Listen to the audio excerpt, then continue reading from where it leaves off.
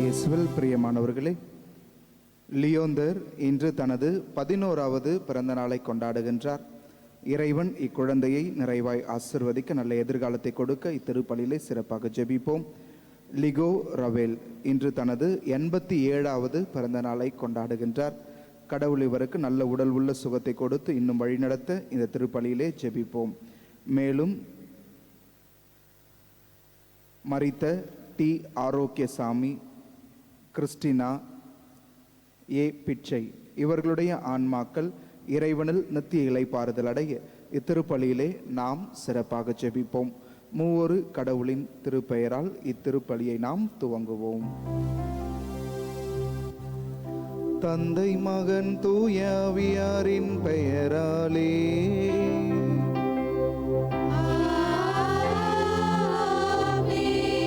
நம் ஆண்டவராகிய இயேசு கிறிஸ்துவின் அருளும் கடவுளின் அன்பும் தூய ஆவியாரின் நட்புறவும் உங்கள் அனைவரோடும் இருப்பதாக.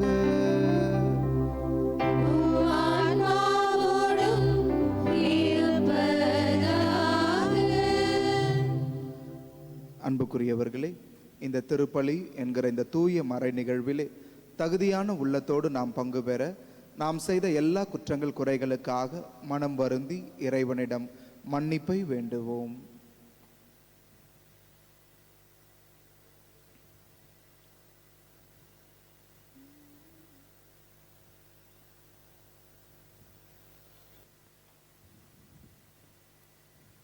எல்லாம் வல்ல இறைவனிடமும் சகோதர சகோதரிகளிடமும் நான் பாவியை ஏற்றுக்கொள்கிறேன். ஏனெனில் என் சிந்தனையாலும் சொல்லாலும் செயலாலும் கடமைகள் தவறியதாலும் பாவங்கள் பல செய்தேன். என் பாவமே, என் பாவமே, என் பெரும் பாவமே. ஆகையால் எப்பொழுதும் கல்யாண புனித மரியாதையும் வானதூதர் புனிதர் அனைவரையும் சகோதர சகோதரிகளே உங்களையும் நம் இறைவனாகிய ஆண்டவரிடம் எனக்காக வேண்டிக் கொள்ள மன்றாடுகிறேன். எல்லாம் வல்ல இறைவன் நம் மீது இரக்கம் வைத்து நம் பாவங்களை மன்னித்து நம்மை நிலையான நித்திய வாழ்வுக்கு அழைத்து செல்வாராக. ஆமென்.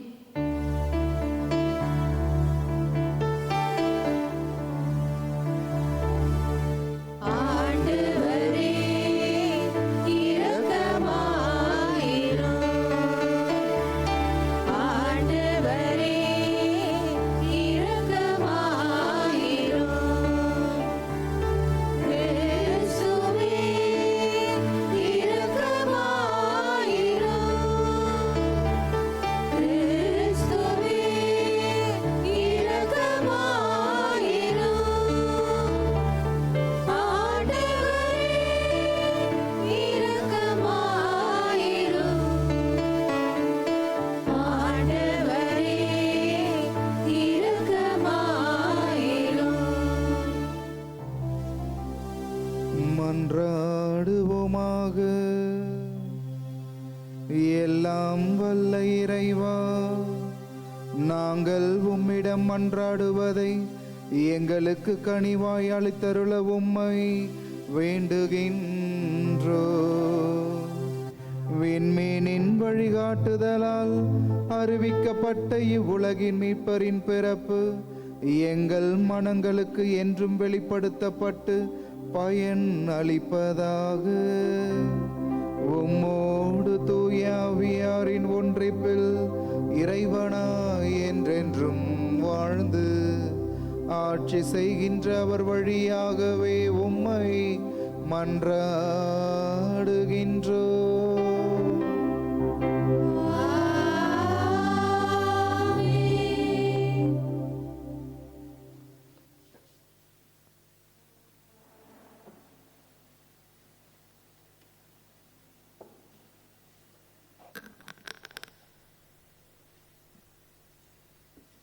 இயேசு இறைமகன் என்று தூய ஆவியும் நீரும் இரத்தமும் சான்று பகர்கின்றன.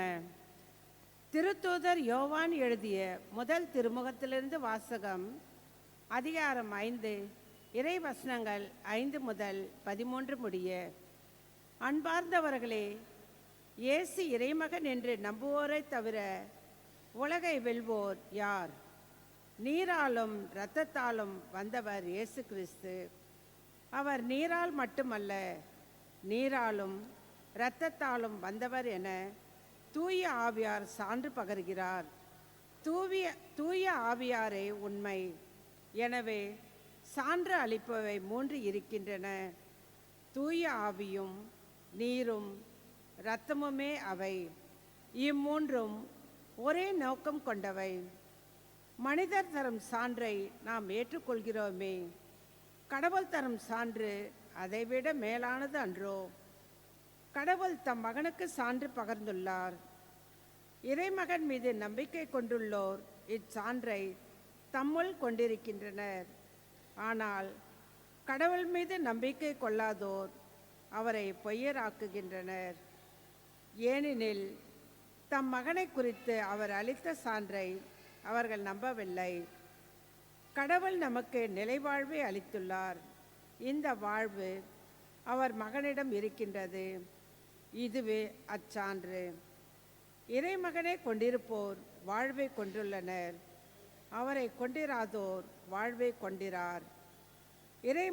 இறைமகனிடம் நம்பிக்கை கொண்டுள்ளோருக்கு நிலைவாழ்வு உண்டு என நீங்கள் அறிந்து கொள்ளுமாறு உங்களுக்கு இவற்றை எழுதுகிறேன். ஆண்டவர் அருள்வாக்கு. இறைவனுக்கு நன்றி. நீங்கள் சொல்ல வேண்டிய பதில்: எருசலேமே ஆண்டவரை போற்றுவாயாக. எருசலேமே ஆண்டவரை போற்றுவாயாக. எருசலேமே ஆண்டவரை போற்றுவாயாக. சியோனே உன் கடவுளை புகழ்வாயாக. அவர் உன் வாயில்களில் தாள்களை வெளிப்படுத்துகின்றார். உன்னிடம் உள்ள உன் பிள்ளைகளுக்கு ஆசி வழங்குகின்றார். பல்லவி: எருசலேமே ஆண்டவரை போற்றுவாயாக. அவர் உன் எல்லைப்புறங்களில் அமைதி நிலவ செய்கின்றார். உயர்தர கோதுமை வழங்கி உன்னை நிறைவடைய செய்கின்றார். அவர் தமது கட்டளைகளை உலகில் அனுப்புகின்றார். அவரது வாக்கு மிகவும் விரைவாய் செல்கின்றது. பல்லவி: எருசலேமே ஆண்டவரை போற்றுவாயாக. யாக்கோபுக்கு தமது வாக்கையும் இஸ்ரேலுக்கு தம் நியமங்களையும் நீதி நெறிகளையும் அறிவிக்கின்றார். அவர் வேறெந்த இனத்துக்கும் இப்படி செய்யவில்லை. அவருடைய நீதி நெறிகள் அவர்களுக்கு தெரியாது. பல்லவி: எருசலேமே ஆண்டவரை போற்றுவாயாக.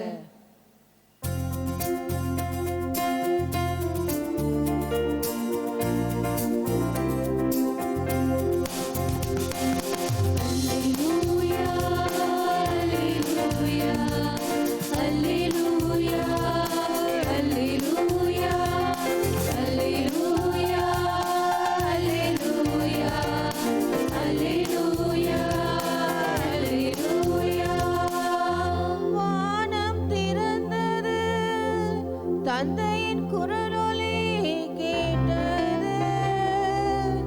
என் அன்பான மகன் இவரே, இவருக்கு செவி சாயுங்கள். அல்லேலூயா, அல்லேலூயா, அல்லேலூயா, அல்லேலூயா. ஆண்டவர் உங்களோடு இருப்பாராக.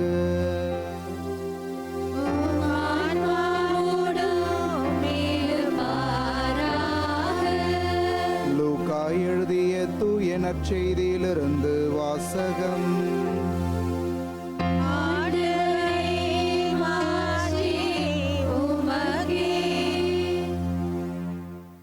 அதிகாரம் 5 இறை வார்த்தைகள் 12 முதல் 16 முடிய. அக்காலத்தில் இயேசு ஓர் ஊரில் இருந்தபோது உடலெல்லாம் தொழுநோயால் பாதிக்கப்பட்டிருந்த ஒருவர் வந்தார். அவர் இயேசுவை கண்டு அவர் காலில் விழுந்து, ஆண்டவரே, நீர் விரும்பினால் எனது நோயை நீக்க உம்மால் முடியும் என மன்றாடினார். இயேசு கையை நீட்டி அவரை தொட்டு, நான் விரும்புகிறேன், உமது நோய் நீங்குக என்றார். உடனே தொழுநோய் அவரை விட்டு நீங்கிற்று. இயேசு அவரிடம், இதை யாருக்கும் சொல்ல வேண்டாம், நீர் போய் உம்மை குருவிடம் காட்டி நோய் நீங்கியதற்காக மோசே கட்டளையிட்டுள்ள காணிக்கையை செலுத்தும், நீர் நலமடைந்துள்ளீர் என்பதற்கு அது சான்றாகும் என்று கட்டளையிட்டார். ஆயினும் இயேசுவை பற்றிய செய்தி இன்னும் மிகுதியாக பரவிற்று. அவரது சொல்லை கேட்கவும் தங்கள் நோய்கள் நீங்கி நலம் பெறவும் பெருந்திரளான மக்கள் அவரிடம் கூடி வந்து கொண்டிருந்தார்கள். அவரோ ஆள் நடமாட்டமில்லாத இடங்களுக்கு சென்று தனித்திருந்து இறைவனிடம் வேண்டி வந்தார். ஆண்டவரின் அருள்வாக்கு.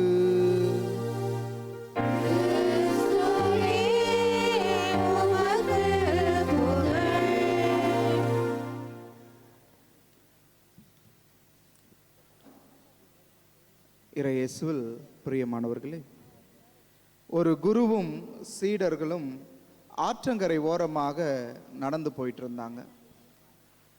குருவிடம் சீடர்கள் பல கேள்விகளை கேட்பதும் அதற்கெல்லாம் அந்த குரு பதில் சொல்வதுமாக இவருடைய பயணம் போய்கிட்டு இருந்தது. ஒரு சீடருக்கு டவுட் ஒன்று வந்தது. அவர் குருவை பார்த்து கேட்டார், இந்த உலகை படைத்தது யார் அப்படின்னு கேட்டார். யார் இந்த உலகத்தை படைச்சது? கடவுள்.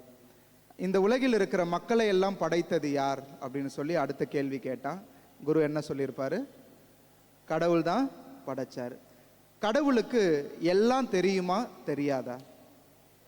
தெரியும், குருவும் தெரியும் அப்படின்னு சொல்லி பதில் தந்தார். உடனே இந்த சீடன் கேள்வி கேட்டான், அப்போ கடவுளுக்கு எல்லாம் தெரியும் அப்படின்னு சொன்னா, நம்மளை படைச்சது கடவுள் அப்படின்னு சொன்னா, எனக்கு என்ன தேவை இருக்கு? என்னுடைய வாழ்க்கை நல்லா இருக்கணும், என்னுடைய வாழ்க்கை மகிழ்ச்சியாக இருக்கணும் அப்படின்னு சொன்னா, என்னுடைய வாழ்க்கைக்கு என்னெல்லாம் தேவை என்பது அந்த கடவுளுக்கு தெரியுமா தெரியாதா? தெரியும். குருவும் சொன்னார், நிச்சயமா தெரியும்டா, இதுல என்னடா உனக்கு சந்தேகம் அப்படின்னு சொல்லி கேட்டார்.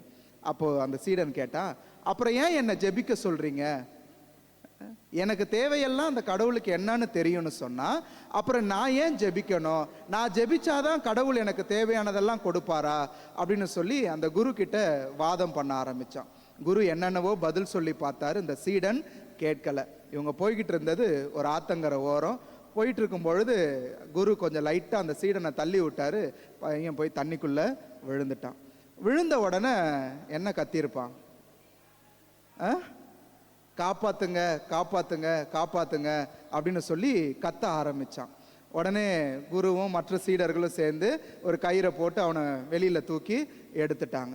எடுத்த உடனே குரு அந்த சீடர்கிட்ட கேட்டாரா, ஏண்டா நீ தண்ணிக்குள்ள விழுந்த உன்னை காப்பாத்தணுன்றது எங்களுக்கு தெரியாதா? சுற்றி எல்லாரும் இருக்கிறோம், தண்ணி உன்னை அடிச்சுட்டு போயிட்டு இருக்குது, உன்னை காப்பாற்றணும்னு எங்களுக்கு தெரியாதா? அப்புறம் ஏன் நீ காப்பாத்துங்க காப்பாத்துங்கன்னு கத்துன? எங்களுக்கு தான் ஆல்ரெடி தெரியும்ல, நீ ஏன் கத்துன அப்படின்னு சொல்லி கேட்டாராம். அப்போ சீடன் சொன்னானா, எனக்கு ஒரு கஷ்டம் அப்படின்னு சொன்னா, எனக்கு ஒரு தேவை அப்படின்னு சொன்னா, நான் கத்துனா தானே, நான் வாய் திறந்து சொன்னாதானே தெரியும் அப்படின்னு சொன்னாராம். உடனே குரு சொன்னாரா, கடவுள்கிட்டையும் அதே போலதான், கடவுளுக்கு எல்லாம் தெரியும், இருந்தாலும் நம்முடைய ஒரு மன நிறைவுக்கு, சுற்றி இருக்கிறவங்க காப்பாற்றுவாங்க தான், இருந்தாலும் நம்முடைய மன நிறைவுக்கு நாம எவ்வாறு காப்பாத்துங்க அப்படின்னு சொல்லி கத்துறோமோ, நம்முடைய தேவைகளை அடுத்தவங்க காதுல விழணும்னு சொல்லி எடுத்துரைக்கிறோமோ, அதே போலதான் நம்முடைய ஜெபங்களும் இருக்கிறது அப்படின்னு சொன்னாராம். அன்புக்குரியவர்களே, இன்றைய நற்செய்தியில நீங்க பாத்தீங்கன்னா, நாம கடவுளை நோக்கி ஒரு அடி எடுத்து வைக்கிறோம்னா, கடவுள் நம்மை நோக்கி 99 அடிகள் எடுத்து வைப்பார் அப்படின்றதுக்கு மிகப்பெரிய சாட்சி இன்றைய நற்செய்தி. ஒரு தொழுநோயாளர் வருகிறார். அவர் வந்த உடனே ரொம்பலாம் யோசிக்கல. பைபிள் ரொம்ப அழகாக கொடுத்துருக்கு. உடலெல்லாம் தொழுநோயால் பாதிக்கப்பட்டிருந்த ஒருவர் வந்தார். அவர் இயேசுவை கண்டு அவர் காலில் விழுந்தார். ரொம்ப நேரம் அங்கே நிற்கல, ரொம்ப நேரம் இயேசு பேசுறதெல்லாம் கேட்கல. வந்த உடனே தன்னுடைய வேலையை ஆரம்பிச்சிடுறாரு. வந்தவுடன் இயேசுவின் கால்களில் விழுந்து அவருடைய ஜெபம் பாருங்க. இயேசுவே, நீர் விரும்பினால் எனது நோயை நலமாக்கும். கட்டாயமா எனக்கு சுகம் கொடுங்க அப்படின்றத அவர் கேட்கல. நீர் விரும்பினால் எனது நோயை நலமாக்கும். அன்புக்குரியவர்களே, இயேசு வாழ்ந்த காலத்தில் அல்லது பழைய ஏற்பாட்டின் காலத்தில் தொழுநோய் அப்படின்னு சொன்னா ஒரு சாதாரணமான நோய் கிடையாது. ரொம்ப ரொம்ப ரொம்ப ரொம்ப சீரியஸாக மக்கள் அருவருக்கத்தக்க வகையில் மக்களோடு வாழ தகுதி இல்லாத ஒரு நோயாக அந்த நோய் பார்க்கப்பட்டது. ரொம்ப ரொம்ப கடுமையான தண்டனைகள் கொடுக்கப்பட்டன. இவங்க ஊருக்குள்ள இருக்கக்கூடாது, ஊருக்கு வெளியில இருக்கணும், நல்ல துணிகள் உடுத்தக்கூடாது, தலை வாரவே கூடாது, ஏதாவது பேசுனாங்கன்னா கூட உதட்டு மேல இப்படி கரங்களை வைத்து பேசணும். ஏன்னா அவங்க எச்சில் காற்றுல பறந்து வேற யார் மேலையும் பற்றக்கூடாது. யாராவது அவர்களை தொட்டால் தீட்டு, அவர்களுடைய துணிகள் ஏதாவது அவர்கள் பயன்படுத்திய பொருட்கள் இவர்கள் மேல் பட்டால் தீட்டு. ஊருக்குள்ள யார் அவர்களை தொடுகிறார்களோ, அவர்கள் அருகில் நிற்கிறார்களோ, அவர்கள் ஊருக்குள்ளேயே செல்ல முடியாத அளவுக்கு மிக கடுமையான கட்டுப்பாடுகள் விதிக்கப்பட்டிருந்த ஒரு நோய் தொழுநோய். ஆனா இந்த மனிதர் பாருங்க, அந்த எல்லையை சற்று மீறி இயேசுவின் காலில் விழுந்து அவ்வளவு நாள் மற்றவர்கள் அவரை மனிதராகவே பார்க்காத ஒரு சூழல்ல இயேசு கிட்ட சொல்றாரு, நீர் விரும்பினால் எனது நோயை குணமாக்கும் அப்படின்னு சொல்றாரு. உடனே இயேசு பாருங்க அவரை தொடுகிறார். தொடக்கூடாத ஒரு மனிதனை அந்த யூத சமூகம் தொழுநோயாளர்களை தொடக்கூடாது என்று மிகப்பெரிய கட்டுப்பாடுகளை விதித்திருக்கிற பொழுது இயேசு அவரை தொடுகிறார். தொட்டுட்டு சொல்றாரு, நான் விரும்புகிறேன், நீ நலமாகு. சொல்லிட்டு இயேசு தொடல, மாறாக தொட்டுட்டு இயேசு அந்த வார்த்தைகளை சொல்லுகிறார். அப்பனா நாம ஒரு அடி கடவுளிடம் எடுத்து வைக்கிறோம் அப்படின்னு சொன்னா அந்த இயேசு மற்ற அடிகளை நம்மை நோக்கி எடுத்து வைக்க தயாராக இருக்கிறார். நமக்கு தேவையானதை கொடுக்க அவர் தயாராக இருக்கிறார் என்பது இன்றைய நற்செய்தி நமக்கு கொடுக்கிற மிகப்பெரிய சான்றாக இருக்கிறது. அன்புக்குரியவர்களே, நாம கேட்காமலேயே மத்தேயு நற்செய்தி 6வது அதிகாரத்தில் சொல்லப்படுவது போல உங்கள் வாயில் சொற்கள் உருவாகுவதற்கு முன்பாகவே உங்களுடைய தேவைகளை கடவுள் அறிந்திருக்கிறார். இருந்தாலும் ஒரு நமக்கு தேவையை நாம எப்படி கேட்டு பெறுகிறோமோ அது எந்த அளவுக்கு நமக்கு முக்கியத்துவம் வாய்ந்ததாக இருக்கிறது, எந்த அளவுக்கு நம்முடைய வாழ்க்கைக்கு சிறப்பானதாக இருக்கிறது என்பதை நாம் கேட்கின்ற அந்த தொனி நமக்கு வெளிப்படுத்தும். இன்னைக்கு உங்களுக்கு ஒன்று ரொம்ப முக்கியம் அப்படின்னு சொன்னா அது கிடைக்கிற வரைக்கும் நாம் அதை விட மாட்டோம். அந்த ஆசீர்வாதம் கிடைக்கிற வரைக்கும் நாம் தொடர்ந்து அதை கேட்டுக்கொண்டே இருப்போம். நமக்கு பெரிய முக்கியம் இல்லாத விஷயங்களை இன்னைக்கு கேட்போம், நாளைக்கு அதை மறந்து விடுவோம். ஒரு சில காரியங்கள் நீங்க யோசிச்சு பாருங்க, உங்க ஜெபத்துல ஒரு சில காரியங்களை தொடர்ந்து நீங்க கடவுள்கிட்ட கேட்டுக்கிட்டே இருப்பீங்க. ஆனா ஒரு சில காரியங்கள் இன்னைக்கு ஒன்றாக இருக்கும், நாளைக்கு வேறாக அது மாறி போயிடும். இன்றைக்கு நாம் கேட்பது என்பது எந்த அளவுக்கு நமக்கு அந்த ஆசீர் தேவை என்பதை வெளிப்படுத்துவதாக இருக்கிறது. கடவுளுக்கு தெரியாது என்பதற்காக நாம் ஜெபிக்கவில்லை, மாறாக நம்முடைய தேவையை ஆழமாக பதிவு செய்வதற்காகத்தான் நாம் ஜெபிக்கின்றோம். கடவுள் இந்த உலகை படைத்தவர், கடவுள் மனிதரை படைத்தவர், கடவுளுக்கு நம் தேவைகள் எல்லாம் தெரியும். நம்ம சந்தோஷமா சுகமா மகிழ்ச்சியா வாழ்வதற்கு என்னென்ன தேவையோ அதை கடவுள் அறிந்திருக்கிறார். இருந்தாலும் ஒரு சிறு குழந்தை தன்னுடைய பெற்றோரிடம் நம்பிக்கையோடு கேட்பது போல நாம் கேட்க இறைவன் எதிர்பார்க்கின்றார். நாம கடவுளை நோக்கி ஒரு அடி எடுத்து வைத்து கேட்கிறோம் என்று சொன்னால் நமக்கு தேவையான மற்ற ஆசிரை 99 அடிகள் எடுத்து வைத்து கடவுள் கொடுக்க தயாராயிருக்கிறார். இறைவனிடம் இந்த தொழுநோயாளரை போல ஜெபிக்க நமக்கு மனம் இருக்கிறதா? ஆண்டவரே, என் வாழ்க்கையில இவ்வளவு பிரச்சனை இருக்கு, இவ்வளவு கஷ்டங்கள் இருக்கு, இவ்வளவு தேவைகள் இருக்கு, இருந்தாலும் நீர் விரும்பினால் அவற்றையெல்லாம் என்னுடைய வாழ்க்கையில நீக்குங்க, என் கஷ்டத்தை நீக்குங்க, என்னுடைய கவலைகளை நீக்குங்க. என் விருப்பத்தினால் அல்ல, உம்முடைய விருப்பத்தினால். இயேசு கெத்சமனி தோட்டத்தில் கடைசியாக ஜெபித்த ஜெபமும் அதுவாகத்தான் இருந்தது. இந்த துன்ப கிண்ணத்தை என்னிடமிருந்து அகற்றும், ஆனாலும் என் விருப்பப்படி அல்ல, மாறாக உம் விருப்பப்படியே. இந்த தொழுநோயாளர் இயேசுவுக்கே ஒரு மாதிரி காட்டி சென்றவராக இருக்கின்றார். இந்த தொழுநோயாளருடைய அந்த பக்தி நம்முடைய பக்தியாக மாற, இந்த தொழுநோயாளருடைய ஜெபம் நம்முடைய ஜெபமாக மாற வரம் வேண்டி இந்த திருப்பலியிலே தொடர்ந்து ஜெபிப்போம். இறைவன் நம்மை ஆசீர்வதிப்பாராக. ஆமென்.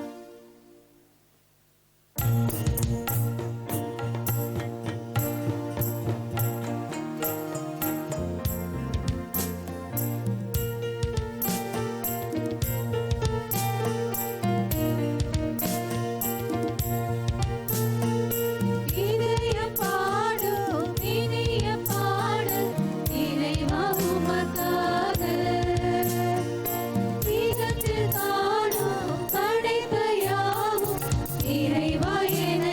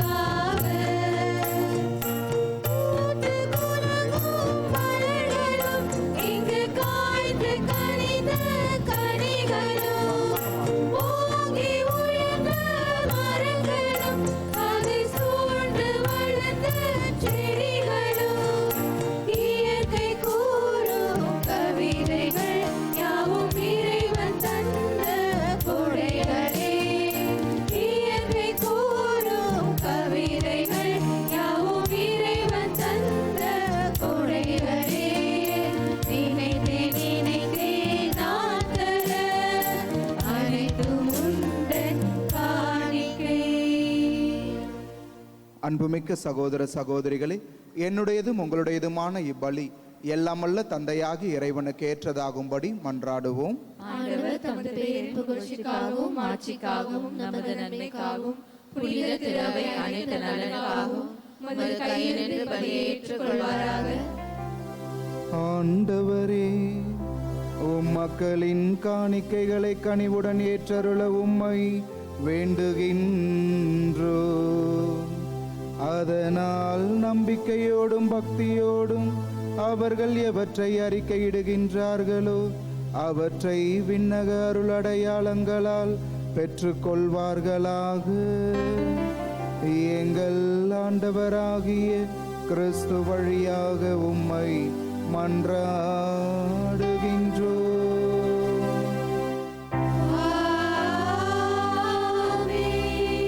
ஆண்டவர் உங்களோடு இருப்பாராக.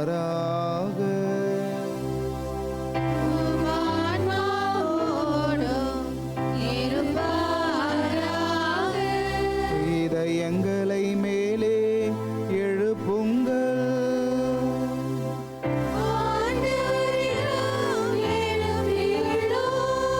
நம் இறைவனாகிய ஆண்டவருக்கு நன்றி கூறுவோம்.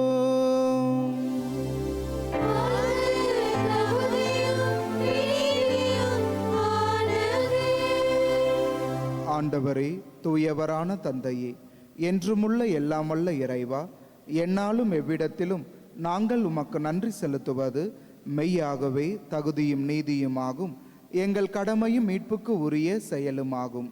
ஏனெனில் பிற இனத்தாருக்கு ஒளியாகிய கிறிஸ்துவில் எமது மீட்பின் மறைபொருள் இன்று வெளிப்படுத்தினீர்.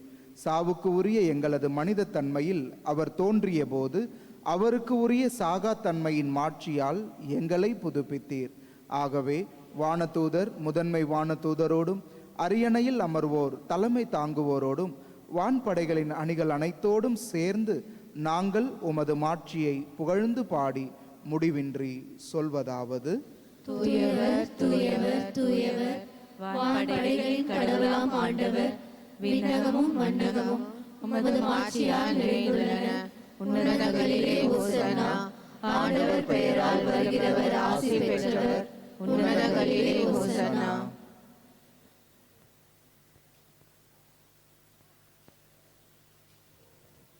ஆண்டவரே, நீர் மெய்யாகவே தூயவர், தூய்மை அனைத்திற்கும் ஊற்று. ஆகவே உம்முடைய ஆவியை பொழிந்து இக்காணிக்கைகளை தூய்மைப்படுத்த உம்மை வேண்டுகின்றோம். இவ்வாறு எங்கள் ஆண்டவர் இயேசு கிறிஸ்துவின் உடலும் இரத்தமுமாக எங்களுக்கு இவை மாறுவனவாக. அவர் பாடுபட உளம் கனிந்து தம்மை கையளித்த போது அப்பத்தை எடுத்து நன்றி செலுத்தி அதை பிட்டு தம் சீடர்களுக்கு அளித்து இயேசு கூறியதாவது: அனைவரும் இதிலிருந்து பெற்று உண்ணுங்கள், ஏனெனில் இது உங்களுக்காக கையளிக்கப்படும் என் உடல்.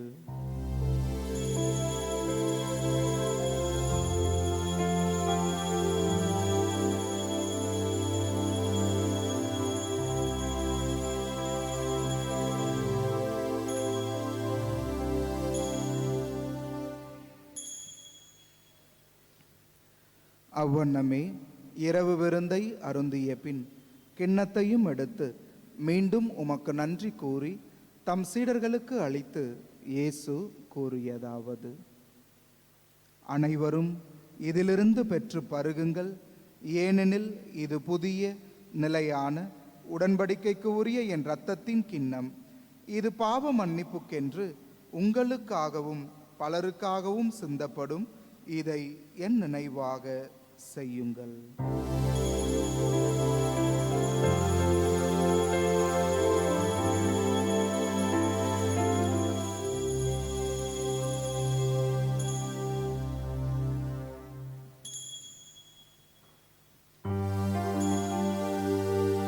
நம்பிக்கையின் மறை பொருள்.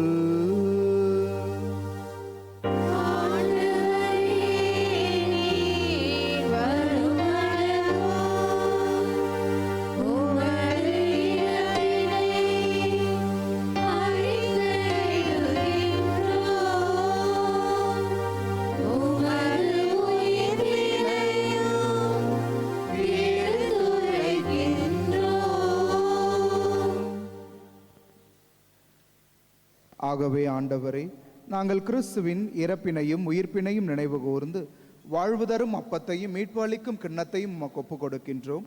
உம் திருமுன்னின்று ஊழியம் புரிய தகுந்தவர்கள் என எங்களை ஏற்றுக்கொண்டீர். எனவே உமக்கு நன்றி செலுத்துகின்றோம். மேலும் கிறிஸ்துவின் உடலிலும் இரத்தத்திலும் பங்கு கொள்ளும் எங்களை தூய ஆவியார் ஒன்று சேர்க்க வேண்டுமென உம்மை தாழ்மையுடன் மன்றாடுகின்றோம்.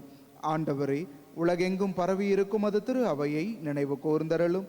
எங்கள் திருத்தந்தை பிரான்சிஸ், எங்கள் பேராயர் ஜார்ஜ் ஆண்டகை, எல்லா திருநிலையினர் ஆகிய அனைவரோடும் உமது திரு அவை அன்பில் நிறைவு பெறச் செய்தருளும். உயிர்த்தெழும் எதிர்நோக்குடன் துயில் கொள்ளும் எங்கள் சகோதரர் சகோதரிகளையும் இறந்தோர் அனைவரையும் இரக்கத்துடன் நினைவு கூர்ந்து உமது திருமுக ஒளியினுள் ஏற்றருளும். எங்கள் அனைவர் மீதும் இரக்கமாயிரும். கடவுளின் கன்னித்தாயான புனித மரியா, அவருடைய கணவரான புனித யோசேப்பு, புனித திருத்தூதர்கள், இவ்வுலகில் உமக்கு உகந்தவராய் இருந்தோர் ஆகிய புனிதர் அனைவருடனும் நாங்கள் நிலை வாழ்வில் பங்கு கொள்ளும் தகுதி பெற்று உம் திருமகன் இயேசு கிறிஸ்து வழியாக உம்மை புகழ்ந்தேத்தும் மரமருள உம்மை மன்றாடுகின்றோம்.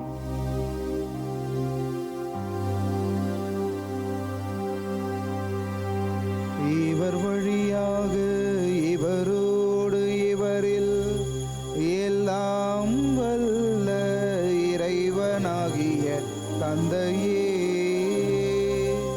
தூய ஆவியாரின் ஒன்றிப்பில் எல்லா புகழும் மாட்சியும் என்றென்றும் உமக்கு உரியதே.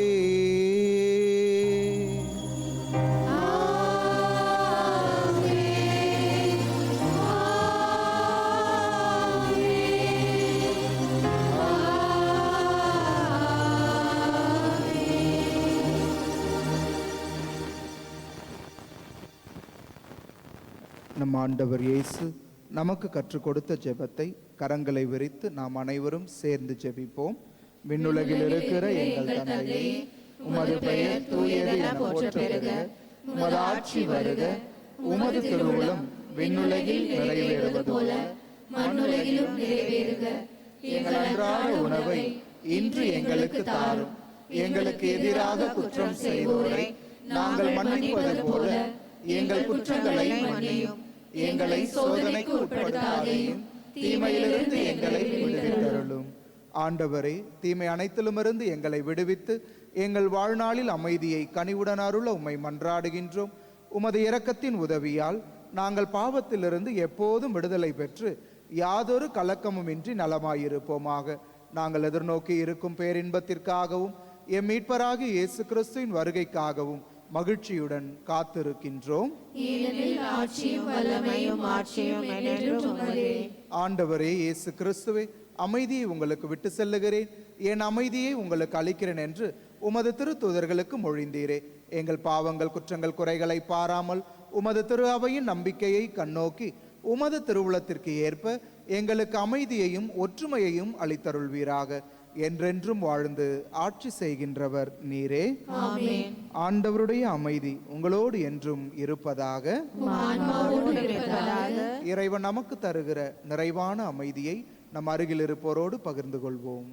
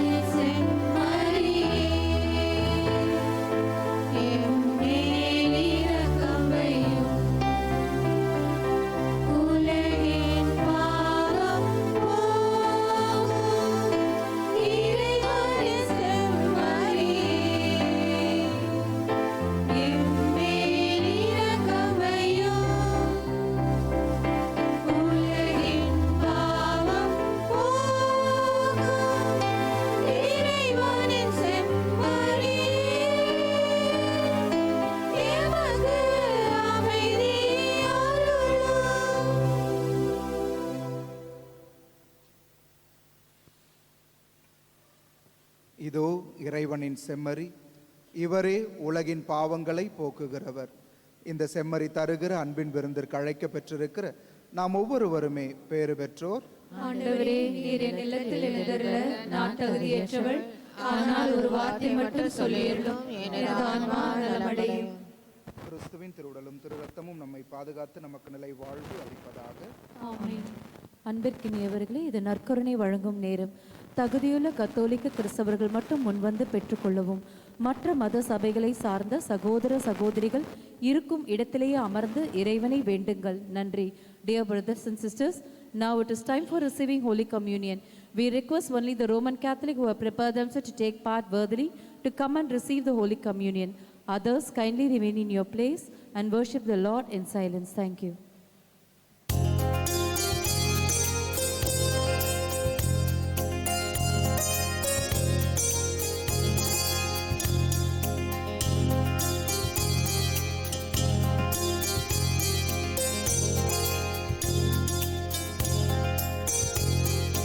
அற்புதங்கள்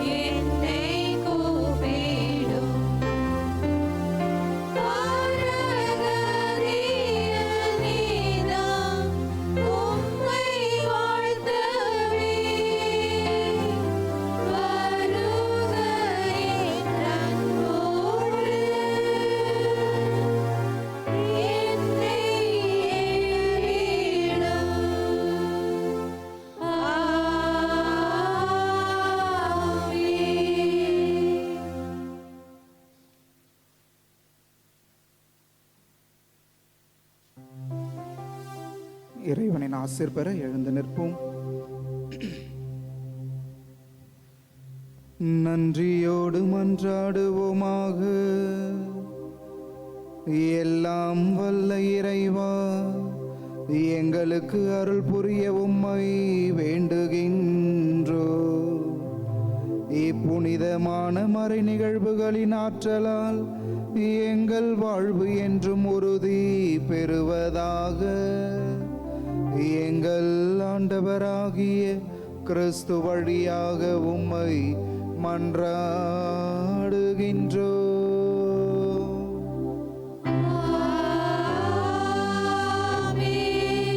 ஆண்டவர் உங்களோடு இருப்பாராக.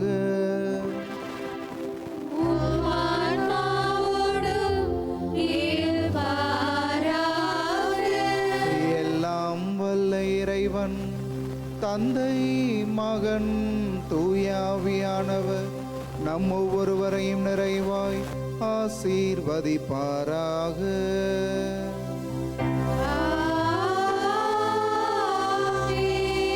இறைவனின் ஆசி பெற்றவர்களாய் சென்று வாழுங்கள். திருப்பலி நிறைவேறிற்று.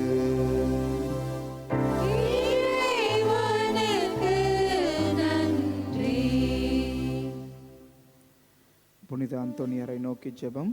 புனித தோமையரை நோக்கி ஜெபம்.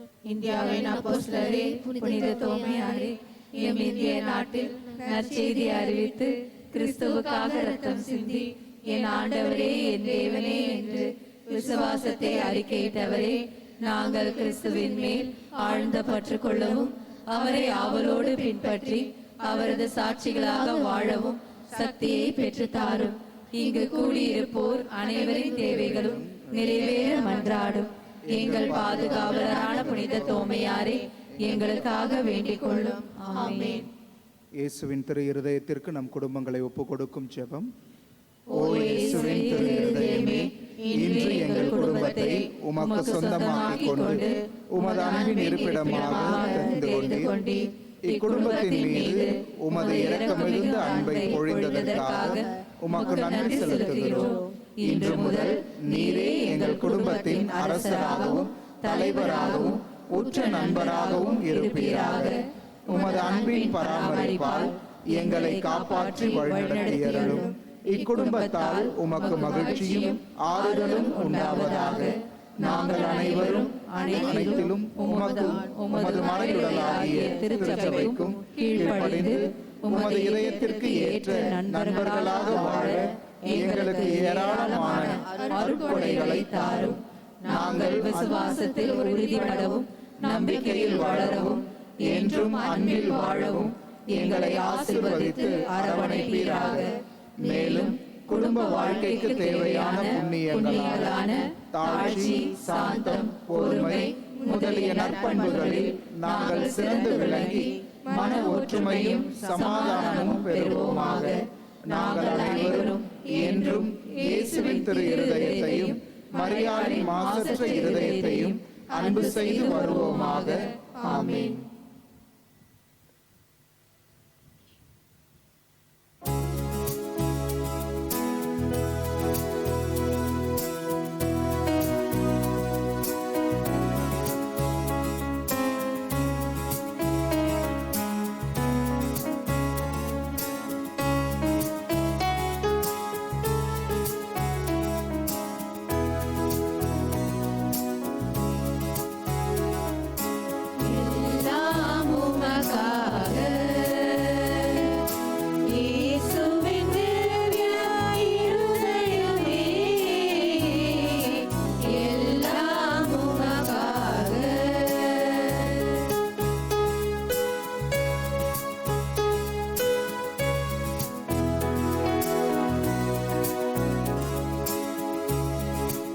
எந்தன் சிந்தனை சொல் அனைத்தும்